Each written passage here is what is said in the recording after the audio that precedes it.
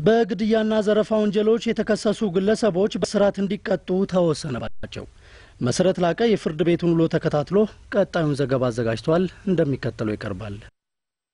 የአቃቤ ሕግ የክስ ማመልከቻ እንደሚያስረዳው ተከሳሽ ሹመት አምላኩ፣ ዋሴ ያለባቸው፣ ገበያው ካሳ፣ ዋሴ የሻምበልና የሻምበል ይስማው ሰኔ 18 ቀን 2006 ዓ.ም ሌሊት በሜጫ ወረዳ ባችማ ቀበሌ ከጎደር ወደ አቸፈር ተሳፋሪዎችን ጭኖ ይጓዝ የነበረ አነስተኛ የህዝብ ማመላለሻ ተሽከርካሪ መንገዱን በድንጋይ ዘግተው በማስቆም አሽከርካሪውን በጥይት ተኩሰው ገለዋል። ተሳፋሪዎችንም በመደብደብ የያዙትን ገንዘብ፣ አልባሳትና ሌሎች ንብረቶች ዘርፈው ተሰውረዋል።